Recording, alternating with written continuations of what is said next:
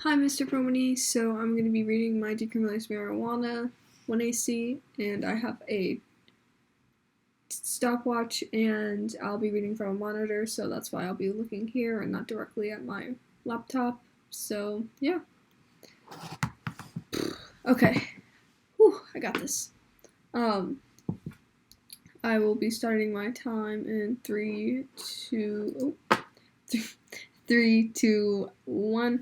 Inherency: the war on drugs structurally fails and sustained by U.S. policy. Legalization causes a shift in global drug regime. Now is key to consensus. Wild 13. Global drug problem is not a war to be won. The economic recession has set the stage for generational political and cultural shift. The necessary socio-political context to revoke its prohibitionist ideals and replace them with more modern policies grounded in health, science, and humanity.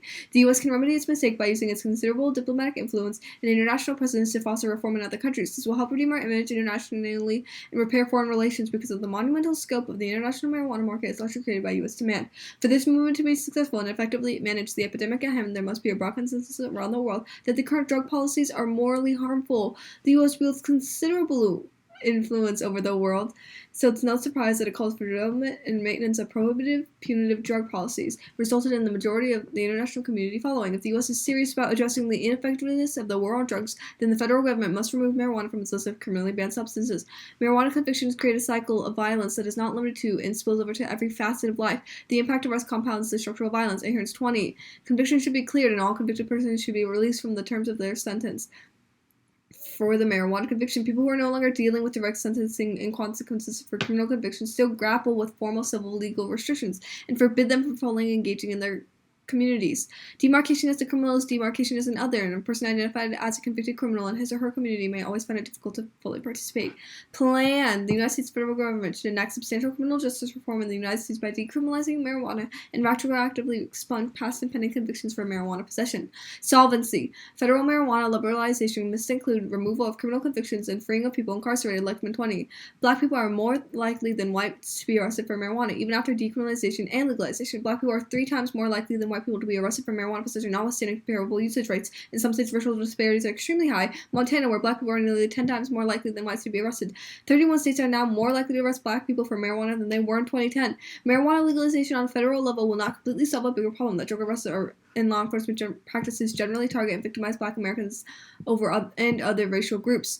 And next, decriminalization means funds can be reallocated for social goods. Harrison Martin, 19. Removing the criminal status on marijuana would mean that federal, state, and local governments would no longer need to spend money to arrest, process, and jail defendants, to provide taxpayer-funded legal counsel to indigent defendants, or to incarcerate convicted offenders or monitor them through probation. Decriminalization has modest economic potential. Still, decriminalizing can save significant dollars. That considerable sum can be used to benefit if directed to needs such as education, transportation, public health, human trafficking, or to other reforms within the criminal justice system. Decriminalization could also improve resource allocation for drug treatment. Next, advantage 1, school to prison pipeline. Marijuana arrests tend to be the first point of contact for minors in the criminal justice system, especially for minorities, specifically men of color. Lead 14. If you want to dismantle structural barriers, it is imperative to recognize how marijuana prohibition and zero-tolerance policies in our school have played a significant role disproportionately saddling this very demographic with criminal records. Racist drug policies drive criminalization of young men of color, causing unprecedented expansion of the school-to-prison pipeline. An arrest means that individual's life is followed by a criminal record, but the consequences of such an arrest are far-reaching and reverberate beyond the arrest itself. Zero-tolerance policies have meant suspension of millions of young people each year, and in some cases expulsion. And next, school-to-prison pipeline inherently exacerbates racism, using marijuana arrests as the beginning. Reynolds, 15. The school-to-prison pipeline institutional racism, incarcerating disadvantaged African-American school children instead of educating them. Racial disproportionately in the school-to-prison pipeline is a black and white fact. It's an aberrant policy that practices criminalizing children and polluting the future waters of society. Marijuana legalization decks police budgets. Asset forfeiture loopholes means marijuana criminality is a critical revenue stream for police militarizations to Bailey of 14. An abusive and profitable police practice, civil forfeiture. Police can auction off seized property and use those proceeds to fund themselves. That cash flow has funded both the militarization of police and allowed law enforcement to make ridiculous purchases. The federal government processed more than $36 million worth of criminal and civil marijuana forfeitures. Legalization now threatens that forfeiture revenue for the police departments that have relied on it. Local legalization has created ambiguity in civil forfeiture proceedings. Even in states where marijuana is legal recreationally and medically, property owned by innocent people is still at risk thanks to equitable sharing. Equitable sharing tempts cops to become bounty hunters, even in states with legal marijuana. This nightmare should not have happened. The incentives behind equitable sharing have primed for abuse. Property owners' protection forfeiture currently depends on prosecutorial discretion. This is no substitute for meaningful legal reform. The next, prohibition advantage. Federal enforcement is pushing outdoor operations indoors, which exacerbates CO2 emissions and energy needs. Decriminalization reserves this. Rogers 12. Marijuana grown by your friendly neighborhood pot grower has a serious ecological impact, especially if it's grown indoors. The indoor cultivation comes with a real carbon footprint. Producing a joint that weighs less than a gram releases 4,600 times the joint's weight in CO2 emissions. In fact, indoor marijuana cultivation is criticized as the least efficient industries in the world. Sun-grown marijuana doesn't require massive energy output and emits a fraction of the cost of CO2 that indoor releases. Fears of federal law enforcement retaliations against blatant outdoor grows have been pushing marijuana grows indoors for decades, where the carbon footprints are mightier than Shaquille O'Neal's slippers. And next, AgriLeaf is another crucial barrier to outdoor cultivation. State assistance gets preempted. STOA 17. Major crop failures could lead to farm failures, job losses, agriculture business failures, financial sector stress, and price increases. Farming will become riskier and less attractive. These challenges combine to make an ad hoc disaster funding unappealing in many contexts. Without insurance or disaster relief, farmers are more vulnerable to extreme events than other farmers. The federal marijuana prohibition preempts state marijuana law and makes insurance policy unenforceable contrary to public policy.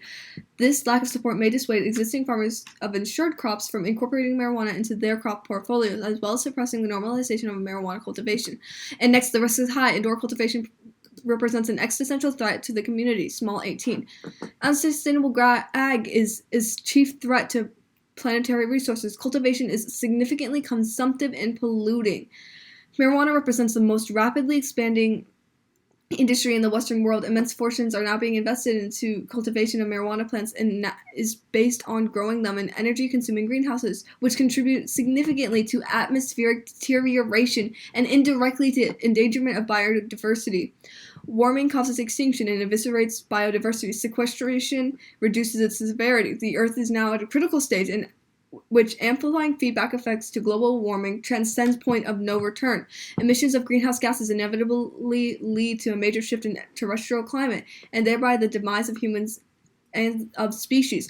Rise of global temperatures would render large parts of the Earth's land surface uninhabitable, constituting existential calamity for civilization and nature. The arrest of current climate trend would require a meaningful reduction at the current rate of carbon emissions and a development of methodologies drawn down to CO2.